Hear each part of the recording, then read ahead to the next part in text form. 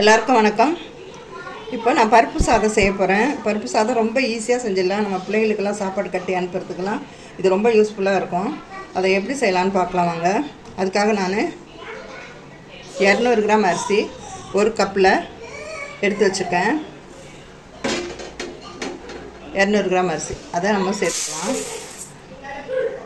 இப்போ இந்த கப்பு நிறையா நான் 200 கிராம் நான் எடுத்துருக்குறேன்னா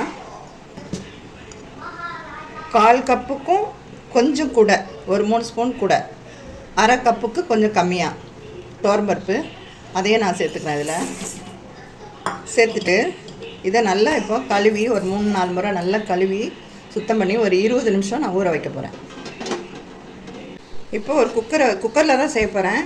குக்கரில் செஞ்சால் தான் இது நல்லாவும் இருக்கும். அதனால் குக்கரை அடுப்பில் வச்சுட்டு அதில் 1 ஸ்பூன் போல் நெய் சேர்த்துக்கிறேன்.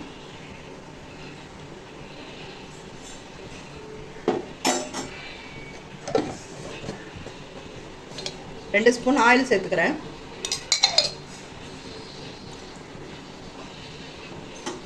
நல்லா எண்ணெய் காயட்டும். இப்போ கடுகு ஒரு 1/4 ஸ்பூன் சேர்த்துக்கிறேன். அது கூடவே ஒரு 1/2 ஸ்பூன் உளுந்து சேர்த்துக்கிறேன். 1/4 ஸ்பூன் வெந்தயம், 1/4 ஸ்பூன் சீரகம், ஒரு ஸ்பூன் போல் 1/2 ஸ்பூன் போல் கடலைப்பருப்பு. கடுகு நல்லா பொரியுது. இப்போது ஒரு பெரிய சைஸ் வெங்காயம் போட்டுக்கிறேன். இதில் சின்ன வெங்காயம் போட்டால் நல்லாயிருக்கும். என்கிட்ட சின்ன வெங்காயம் இல்லை, அதனால் பெருசு போடுறேன். பெரிய சைஸ் ஒரு வெங்காயம் நல்லா பொடியாக வச்சு சேர்த்துருக்கேன். நல்லா வதங்கட்டும். அது கூடவே ஒரு 8 பல் பூண்டு இதை பொடியாக வெட்டி வச்சுருக்கேன். அதையும் சேர்த்துக்கிறேன்.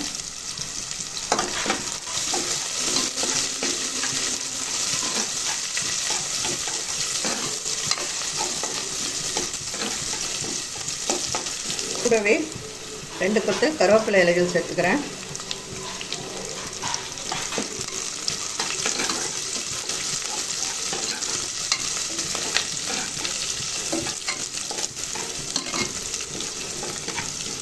ஓரளவுக்கு நல்லா வெங்காயம் வதங்கிடுச்சு. இப்போ இந்த ஸ்டேஜில் மீடியம் சைஸ் 2 தக்காளி பழம் சேர்த்துக்கிறேன்.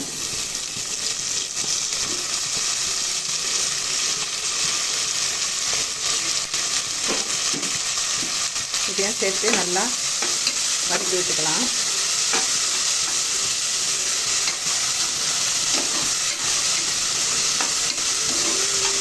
நல்லா வதங்கட்டும். தக்காளி நல்லா வதங்கணும். அடுப்பை நல்லா சிம்மில் வச்சுக்கிட்டு இப்போது இந்த நேரத்தில் வீட்டில் அரைச்ச 1 ஸ்பூன் குழம்பு மிளகாத்தூள் சேர்த்துக்கிறேன். கூடவே ஒரு பிஞ்ச் பெருங்காயம் சேர்த்துக்கிறேன்.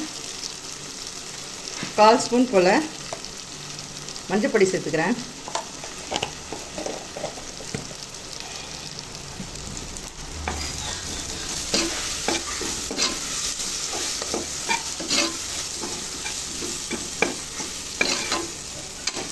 ஒரு நிமிஷம் நல்லா கலந்து விட்டுருங்க. இந்த ஸ்டேஜில் நம்ம இதில் தான் ஒரு கப் அரிசி எடுத்தோம். இப்போ அதில் நம்ம 3 கப் தண்ணி சேர்த்துக்கிறோம்.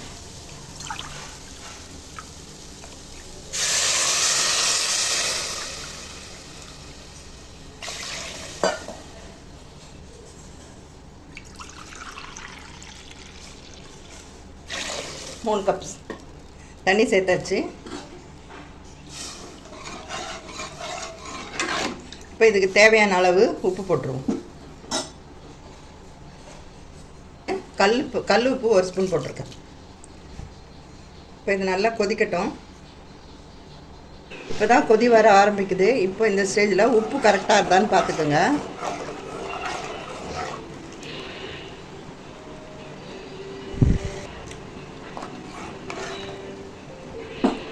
எனக்கு ஒரு 2 கல் உப்பு போல் கம்மியாக இருக்க மாதிரி தோணுது. அதனால் நான் கொஞ்சம் இவ்வளோ உப்பு நான் போட்டுக்கிறேன். நல்லா கொதிக்கட்டும். கொதித்த பிறகு அரிசி போடுவோம். இப்போ தண்ணி நல்லா கொதிக்குது. இந்த ஸ்டேஜில் நம்ம ஏற்கனவே அரிசி பருப்பு ஊற வச்சுருந்தோம் இல்லையா, கழுவி எடுத்து வச்சுருந்தோம் இல்லையா, அதை இதில் சேர்த்துக்கலாம்.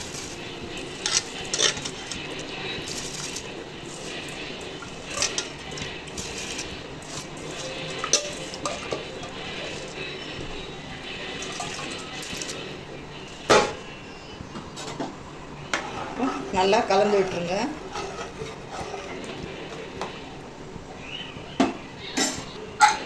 இப்போது குக்கர் மூடி போட்டு சிம்மிலே வச்சு 3 விசில்.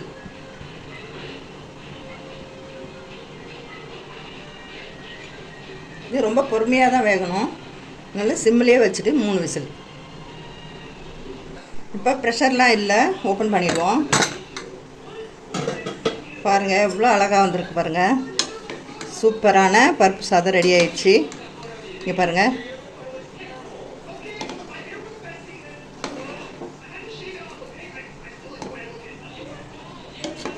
இதுக்கு சைட் டிஷ்லாம் எதுவுமே தேவையில்லை. இருந்தாலும் நான் வறுவல் ஐட்டம் எதுனாலும் வச்சு சாப்பிட்லாம். வாழைக்காய் அப்படி இல்லைன்னா உருளைக்கிழங்கு அந்த மாதிரி எதுவும் வச்சு சாப்பிட்லாம்.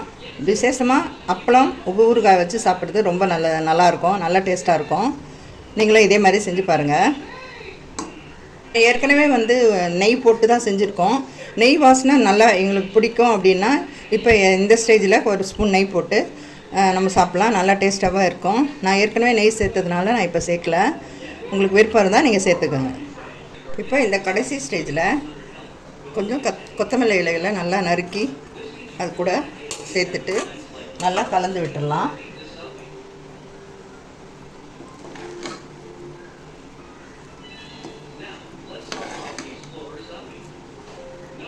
அழகாக ரெடி ஆயிடுச்சு. ரொம்ப சிம்பிள், அழகான ஒரு பருப்பு சாதம் நல்லா டேஸ்டியாக செய்திருக்கேன். அதுக்கு கூட்டு பெஸ்ட்டு காம்பினேஷன் அப்பளம்தான். அப்புறம் வறுவல் ஐட்டம் எதுவாக இருந்தாலும் ஓகே. எதுவுமே இல்லைன்னாலும் நல்லா ஒரு ஸ்பூன் போட்டு அப்படியே எடுத்து சாப்பிடலாம். அப்படியே எடுத்து இதை அப்படியே சாப்பிடலாம். எங்கேனாலும் நம்ம பிள்ளைங்களுக்கு கட்டி கொடுத்து அனுப்பலாம்.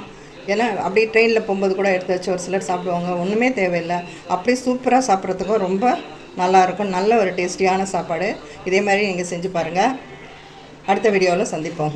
இந்த வீடியோ பிடிச்சிருந்ததுன்னா லைக் பண்ணுங்கள், ஷேர் பண்ணுங்கள், கமெண்ட் பண்ணுங்கள். மறக்காமல் நம்ம சேனலை சப்ஸ்கிரைப் பண்ணுங்கள். இந்த வீடியோ பார்த்ததுக்கு மிக்க நன்றி.